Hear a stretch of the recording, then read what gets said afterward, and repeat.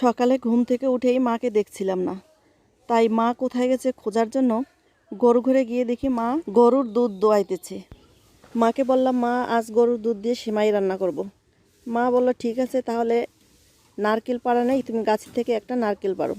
আমিও এক দাদাকে দিয়ে নারকেল পাড়ালাম, আর নারকেল পাড়িয়ে ওটাকে ভেঙে এখন নারকেল কুড়িয়ে নিচ্ছি।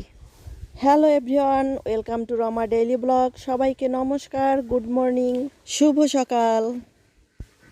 শীত চলে গেছে, তাতে কি পিঠাপুলি খাওয়ার তো আর মানা নেই। তাই এত গরমে গ্রামে এসে দুধ সিমাই খাবো না তা কি কখনো হয়?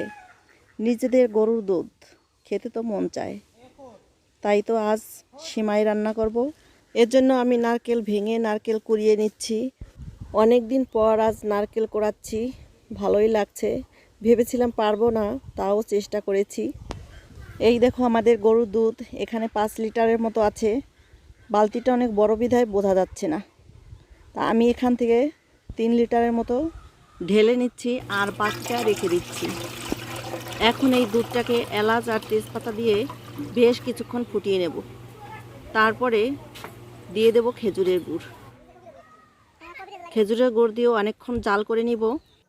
দুধের মধ্যে গুড় বা চিনি দিলে অনেকটাই পাতলা হয়ে যায়, তাই আরও বেশ কিছুক্ষণ ফুটিয়ে নেব। যখন দুধটা গাঢ় হয়ে আসবে তখনই দিয়ে দেব নারকেল কোড়ানো।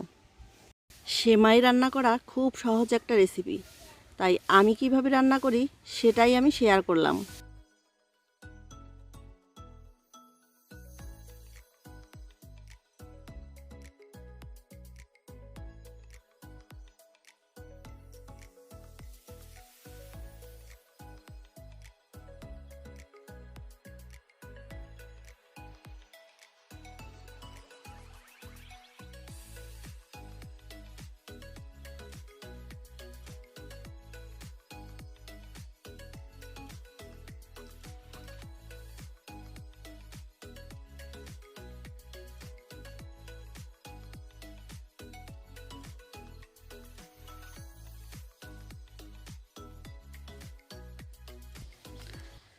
এই তো আমার সেমাই রান্না করা শেষ।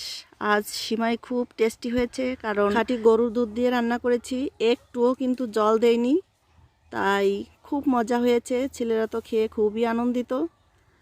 আজকের রেসিপি এ পর্যন্তই। যদি আমার রেসিপিটি ভালো লেগে থাকে তাহলে লাইক, কমেন্ট, শেয়ার করে আমার পাশেই থাকবে। সবাইকে ধন্যবাদ, টাটা।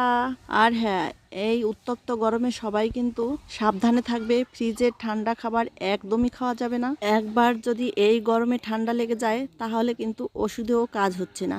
তাই সবাই বি কেয়ারফুল। সবার সুস্থতা কামনা করে আজকের মতো বিদায় নিচ্ছি। সবাইকে ধন্যবাদ, টাটা।